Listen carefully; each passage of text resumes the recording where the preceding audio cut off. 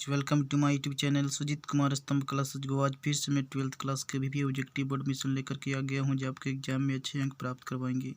तो देखिए question number क्या है आज का 136 नंबर क्वेश्चन। हालांकि मैं बात बता दूं कि जो पिछले वीडियो का जो आंसर दिए हैं उनका नाम है चंद्र शर्मा, और जो सही करेक्ट दिए हैं उत्तर, ठीक है, बिल्कुल करेक्ट है। तो वैसे मैं जब क्वेश्चन ऑफ द डे दूंगा तो उस वक्त मैं लेकर के जाऊंगा कि क्या क्वेश्चन था और क्या उत्तर दिए थे और क्या क्वेश्चन है आज का, और उत्तर देना है, ठीक है। तो देखिए क्वेश्चन क्या है आज का। तो 137 नंबर क्वेश्चन देखिए, 136 नंबर तक हो गया था। किसी धारा अल्पांश के कारण, क्या कहा जा रहा है, किसी धारा अल्पांश के कारण। आप ऐसे ही पकड़ लिए, ठीक है, क्योंकि हमने पिछले वीडियो में तो पूरा डिटेल से हमने इसका ना फार्मूला ही डेरिवेशन कर दिया था। पास कारण किसी बिंदु पर जो अल्पांश से r दूरी पर चुंबकीय क्षेत्र होता है वह क्या होता है, ये पूछा जा रहा है ना। तो हमने तो बायोस्वार्थ के नियम के अनुसार हमने बताया ही था मित्रों कि बायोस्वार्थ के नियम ने हमने बताया ही था कि यदि इस तरह का रहता था वायर और इसमें क्या होता है थीटा कोण पर चुंबकीय क्षेत्र जो होता है ना यहाँ उत्पन्न होता है, ठीक है, अल्पांश दूरी के कारण। क्या कहा जा रहा है, अल्पांश दूरी के कारण। तो वह होता था म्यू नोड बी बराबर क्या उत्पन्न होता था, इसमें आई धारा जाता था म्यू नोड बटा 4 पाई आइडियल साइन थीटा बटा r स्क्वायर, ठीक है। तो आप इसमें देख लीजिए कि किसके व्युत्क्रमपाती है। तो अगर बोला जाए तो b जो होगा 1 बटा r स्क्वायर के व्युत्क्रमपाती होगा, नहीं बल्कि 1 बटा r स्क्वायर के समानुपाती होगा, और जो r स्क्वायर है उसका व्युत्क्रमपाती होगा, ठीक है। जो r स्क्वायर है ना उसका व्युत्क्रमपाती होगा, ठीक है। तो समानुपाती नहीं माना जाएगा, व्युत्क्रमपाती मतलब यहाँ क्या करना पड़ेगा, माइनस देना पड़ेगा, ठीक है, r की पावर -2। तो वर्ग के व्युत्क्रमपाती है, ऐसा नहीं कि सिर्फ त्रिज्या के वर्ग के व्युत्क्रमपाती हो गया, ठीक है। अगर 1 बटा r स्क्वायर के आपसे पूछता है तो 1 बटा r स्क्वायर के क्या होगा, 1 बटा r स्क्वायर के समानुपाती होगा, r इनवर्स 2 के समानुपाती होगा। लेकिन यदि पूछा जाए ऐसे ही कि r के क्या होगा, ठीक है, अगर r स्क्वायर को आपको से पूछ लिया गया तो r स्क्वायर को यदि आपसे पूछता है तो r स्क्वायर को आपसे पूछता है तो व्युत्क्रमपाती होगा, r इनवर्स -2 के होगा क्या, समानुपाती होगा। 1 बटा r स्क्वायर के क्या होगा, समानुपाती होगा। 1 बटा r स्क्वायर के समानुपाती होगा, r इनवर्स -2 के है ना, r इनवर्स 2 के क्या होगा, समानुपाती होगा। और 1 बटा r स्क्वायर जो लिखा हुआ है इसमें अगर पूछता है r स्क्वायर को सिर्फ तो क्या होगा, व्युत्क्रमपाती होगा, ठीक है, उल्टा। तो देखिए क्वेश्चन क्या है। किसी धारा अल्पांश के कारण किसी बिंदु पर जो अल्पांश से r दूरी पर चुंबकीय क्षेत्र होगा वह क्या होगा,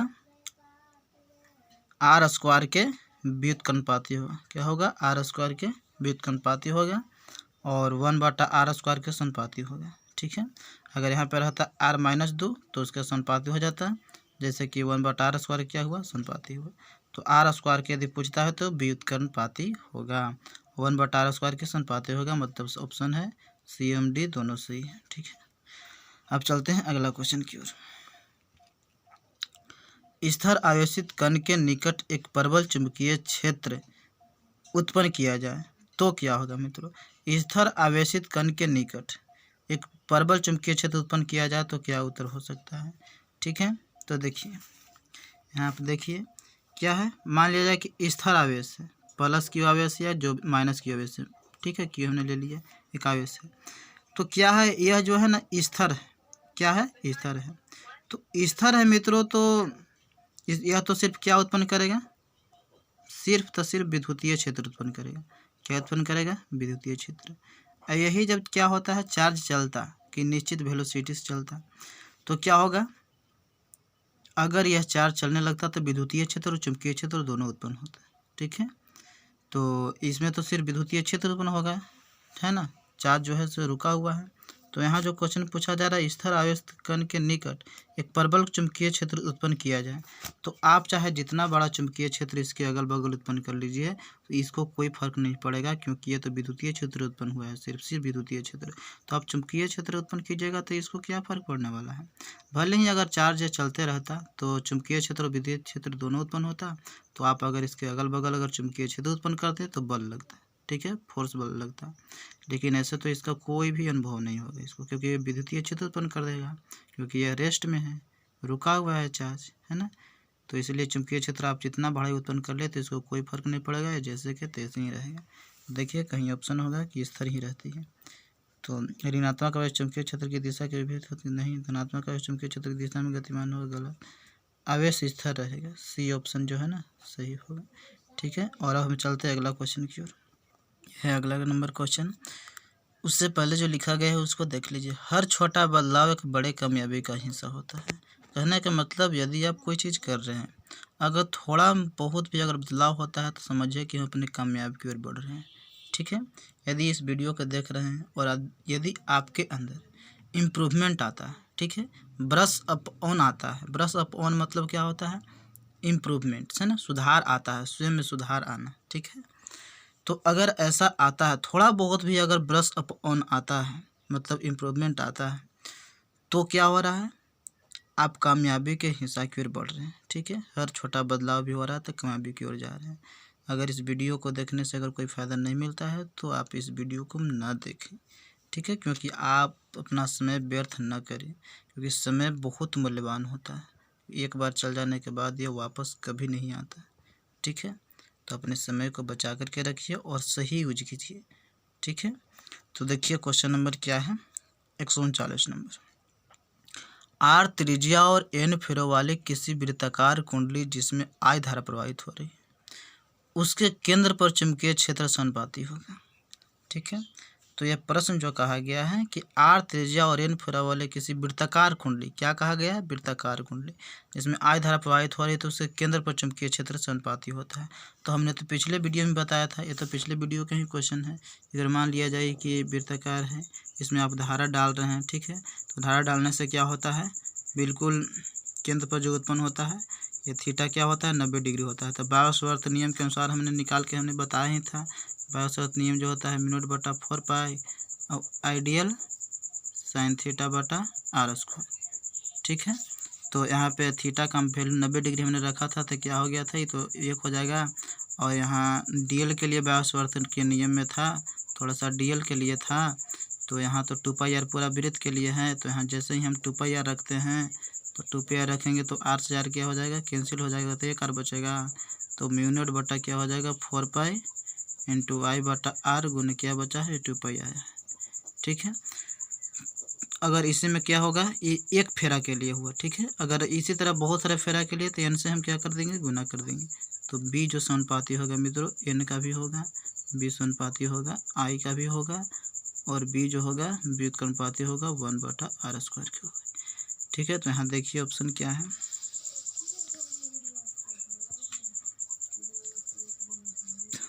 I के समानुपाती तो होता है लेकिन R के समानुपाती नहीं होता है चुंबकीय क्षेत्र। देखिए उसके केंद्र पर चुंबकीय क्षेत्र समानुपाती पूछ रहा है, तो R के तो समानुपाती होता नहीं, सिर्फ I के होता है। N के समानुपाती होता है लेकिन R के समानुपाती नहीं होता है। I के समानुपाती होता है और 1/r के भी होता है, ठीक है, इसलिए सी ऑप्शन सही है। आगे देखते हैं, I के समानुपाती होता है लेकिन 1/n के नहीं होता है, n के होता है, ठीक है। तो ऑप्शन सी उत्तर सही है। अब देखिए अगला नंबर क्वेश्चन। चुंबकीय क्षेत्र की विमा क्या होगा, ठीक है। तो चुंबकीय क्षेत्र की विमा क्या होगा? वैसे तो आप मात्रक से भी निकाल सकते हैं, वेबर प्रति मीटर स्क्वायर होता है, उसके अनुसार भी आप निकालना चाहे तो आप निकाल सकते हैं, नहीं तो फिर आपको फार्मूला से निकाल के मैं बता दे रहा हूँ। तो यहाँ देखिए सबसे पहले मैं उसका मात्रक से बता देता हूँ। जो चुंबकीय क्षेत्र का जो मात्रक होता है ना मित्र, वह होता है, चुंबकीय क्षेत्र का जो मात्रक होता है वह होता है वेबर प्रति मीटर स्क्वायर होता है, ठीक है। तो आप वो जानते हैं कि 1 वेबर में 1 वोल्ट सेकंड होता है, 1 वेबर में 1 वोल्ट सेकंड होता है। तो आप सबसे पहले किसका निकाल लीजिए? वोल्ट सेकंड को। तो भी क्या है ना, वोल्टेज आप जानते हैं, तो V बराबर W/Q एक सूत्र होता है, और ये सेकंड है तो सेकंड का विमेय सूत्र क्या हो जाएगा? T हो जाएगा, ठीक है। और हम लोग जानते हैं कि वर्क का क्या होता है, वैसे मैंने पिछले वीडियो में बताया था, कितना बार निकाल कर बताऊंगा तो वीडियो लंबा हो सकता है। mL/T-2 याद ही रख लीजिए। तो Q बराबर IT होता है, IT हो गया, ऊपर क्या हो जाएगा? T हो गया, तो T से T क्या हो जाएगा? ख़त्म हो जाएगा। तो mL/T-2 और a के पावर -1 है। तो यहाँ पे आप रख लीजिए mL 2 T-2 e⁻⁻1 और मीटर स्क्वायर है तो ऊपर जाएगा तो क्या हो जाएगा, इसका बीमीय सूत्र L-2 हो जाएगा। तो L-2 से L+2 खत्म हो जाएगा तो m अब L0 हो जाएगा, T-2 हो जाएगा, a-1 आ जाएगा। ठीक है, तो वैसे ऑप्शन आप देख लीजिए होगा ml0 T-2 e⁻⁻1। ठीक है, और अब मैं निकाल कर बता रहा हूँ सूत्र से भी। F बराबर हम लोग जानते हैं कि बील साइन थीटा होता है। ठीक है, F बराबर क्या होता है, बील साइन थीटा होता है। तो यहाँ से हमको चुंबकीय क्षेत्र की तीव्रता निकाल लेंगे तो F बटा क्या हो जाएगा, IL हो जाएगा B बराबर। तो हम लोग जानते हैं कि बल का क्या होता है, बीमीय सूत्र ml-T-2 होता है, और IL में क्या होता है, I विद्युत धारा है तो इसका बीमीय सूत्र ये होता है। इसका क्या है, लेंथ है, तो लेंथ का बीमीय सूत्र क्या होता है, L होता है। तो L से L क्या हो जाएगा, ख़त्म हो जाएगा। ठीक है, तो क्या निकल कर के आएगा, m L0 हो जाएगा, T-2 हो जाएगा, ये जैसे ही ऊपर जाएगा तो a-1 हो जाएगा। ठीक है, इसका भी ml0 T-2 e⁻⁻1, इसका ml0 T-2 e⁻⁻1। ठीक है, तो आप जैसे चाहे वैसे बहुत रकम से निकाल सकते हैं। चुंबकीय क्षेत्र की तीव्रता का बहुत सूत्र होता है। ठीक है ना, फाई बराबर उससे भी निकाल सकते हैं। फाई बराबर क्या होता है ना, तो बी कोस थीटा भी होता है, तो आप उससे भी आप निकाल सकते हैं। तो बहुत सारा सूत्र है, बहुत मना है ना। तो कितना मैं मात्रक निकाल कर बताऊंगा, मतलब किसी एक आसानी धर लीजिए, बील साइन थीटा से ही निकाल लीजिएगा। वैसे आपको मात्रक वाला पता होगा ना, तो उससे भी निकाल सकते हैं। चलिए, तो इसका सही उत्तर होगा ml0 T-2 e⁻⁻1। अब देखिए अगला नंबर क्वेश्चन क्या है। जब किसी मीटर को संट किया जाता है, संटित कर देते हैं ना, तो इसकी माप सीमा क्या हो जाती है। तो संटित हम इसलिए करते हैं मित्रों, मीटर को अगर हम संटित करते हैं मित्रों तो वह क्या हो जाएगा, इसकी माप सीमा जो होती है ना बढ़ती है। संट बना है इसीलिए, माप सीमा को बढ़ाने के लिए संट बना है मित्र। तो याद रखिएगा, संट उसका नाम होता है जो निम्न प्रतिरोध होता है। क्या होता है, बहुत ही निम्न प्रतिरोध होता है। तो अमीटर को संटित अगर कर दिया जाए तो इसकी माप सीमा क्या होता है, बढ़ जाता है। मैं बता दूं कि अमीटर का जो शुद्ध अमीटर का जो प्रतिरोध होता है ना मित्र, 0 होता है, और शुद्ध जो वोल्टामीटर होता है उसका प्रतिरोध क्या होता है, अनंत होता है। अमीटर से वोल्टामीटर, वोल्टामीटर से अमीटर, ये सब बदलने के लिए भी मैंने पिछले वीडियो में बताया था, तो उसको याद रखिएगा। वैसे वीडियो बड़ा हो सकता है, इसकी वजह से मैं नहीं बता सकता। निम्नलिखित में से किस काम के लिए संट को अमीटर में लगाया जाता है। तो इसकी माप सीमा बढ़ाने के लिए, सिंपल सी बात है, इसकी माप सीमा को बढ़ाने के लिए लगाई जाती है। ठीक है, चलिए तो देख सकते हैं। और मैं एक बात बता दूं मित्रों कि जो यह चुंबकीय क्षेत्र की जो बीमा होती है ना, डायमेंशन जो होती है, तो ये सब तो होते ही हैं। अगर आपको और कोई डायमेंशन की ज़रूरत है तो मैं आपको बता भी देता हूँ। ठीक है, बहुत अच्छे अच्छे चीज़ों को मैं बता देता हूँ। हमने जहाँ बताया साइन थीटा का मात्रक नहीं होता है मित्रों। ठीक है, जैसे इसी तरह से बहुत सारे लोगों का मात्रक नहीं होता है, बहुत सारी चीज़ों का, इसे आप देख सकते हैं। देखिए मैं बताता हूँ, देखिए जैसे ये सब है, विकृति है, फर्तनांक है, अपेक्षिक घनत्व है, कोण है, ठोस कोण है, कला है, दूरी है, प्रवणता है, दूरी प्रवणता है, अपेक्षिक पारगम्यता है, अपेक्षिक विद्युतशीलता है, स्पर्श कोण है, रेनॉल्ड्स संख्या, घर्षण कोण है, ऊष्मा का यांत्रिक तुल्यांक है, विद्युत आवृत्ति आदि। ये सब का जो होता है ना, बीमीय सूत्र नहीं होता। देख रहे हैं ना, ml0 T0 सब चीज़ बीमीय। द्रव्यमान और जड़त्व का डिमेंशन जो होता है ना, सेम होता है, m होता है, L0 और T0 होता है। संयोग और अवयव का भी जो बीमीय सूत्र होता है ना, सेम होता है, ml-T-1 होता है। प्रणोद हो गया, बल हो गया, भार हो गया, तनाव हो गया, ऊर्जा प्रवणता हो गया, ये सब का जो बीमीय सूत्र होता है ना मित्र, इसका भी सेम होता है, ml-T-2 हो जाता है। दाब, प्रतिबल, लिंग, प्रत्यास्थता गुणांक, आयतन प्रत्यास्थता गुणांक, अपरूपण गुणांक, दृढ़ता गुणांक, ऊर्जा घनत्व, ये सब का बीमीय सूत्र जो होता है ml-1 T-2 होता है। अब आप देखिए आगे, कोणीय संवेग है ना, कोणीय संवेग हो गया, प्लांक नियतांक हो गया, दोनों का जो बीमीय सूत्र होता है ml-2 T-2। प्लांक नियतांक आप याद रखिएगा मित्रों, है ना, जूल सेकंड होता है, तो उसे आप निकाल लीजिएगा। तो त्वरण, गुरुत्वीय त्वरण है ना, गुरुत्वीय क्षेत्र की तीव्रता, और जी मतलब क्या होता है, गुरुत्वीय त्वरण होता है। तो इसका m0 L T-2 होता है। तो आप और देख सकते हैं, देखिए पृष्ठ तनाव हुआ, मुक्त पृष्ठीय ऊर्जा हुआ, ऊर्जा के प्रत्येकांक क्षेत्रफल है ना, क्षेत्रफल प्रत्येकांक क्षेत्रफल हो गया। फिर बल प्रवणता हुआ, स्प्रिंग नियतांक हुआ, ये सबको देख लीजिए ml0 T-2 होता है। गुप्त ऊष्मा और गुरुत्वीय विभव का m0 L2 T-2 होता है। ऊष्मीय क्षमता, वर्जमान नियतांक, देखिए वर्जमान नियतांक आपके इंटर के लिए जरूरत है, एंट्रोपी ml2 T-2 K-1 होता है। ठीक है, तो इसको आप ध्यान में रखिएगा, क्या होता है इन्हें देखिए ना, लिखा है ना, K-1 ही होता है। तो वैसे अब देखिए आगे, कार्य, बल, घूर्ण, आंतरिक ऊर्जा, स्थितिज ऊर्जा, गतिज ऊर्जा, ये सब जितने एनर्जी वाले हैं ना सब mL2T-2 ही होते हैं।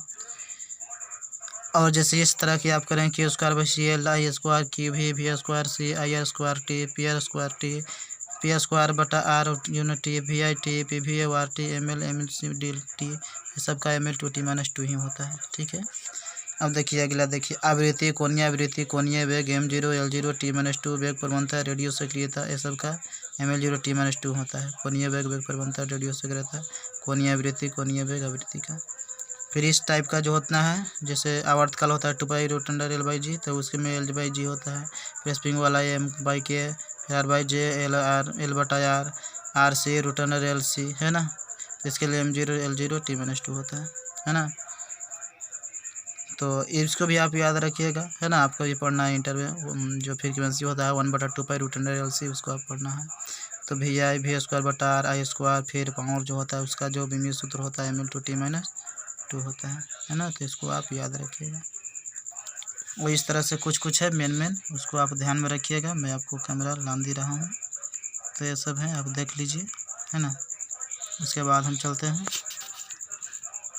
देखिए है और कुछ देखिए, और देखिए सब स्थिति विशेष चुंबकीय क्षेत्र की तीव्रता है। देखिए चुंबकीय क्षेत्र की तीव्रता इसमें था ना m0 L T0 होता है ना। यहाँ डायमेंशन जो है ना गलत शायद लिख दिया गया, देखो अभी हमने निकाला है ना mL0 नहीं mL0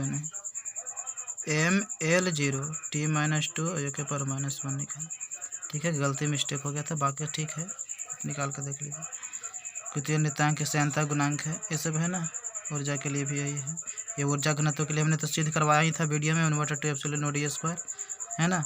एप्सिलॉन जो होता है समुक्त आकाश की विद्युतशीलता होता है, विद्युत क्षेत्र होता है, प्रतिरोध इसका हमने ज्ञात करवाया ही था। ठीक है, चलिए हम चलते हैं अपने क्वेश्चन ऑफ द डे। ये सब हमने बता दिया।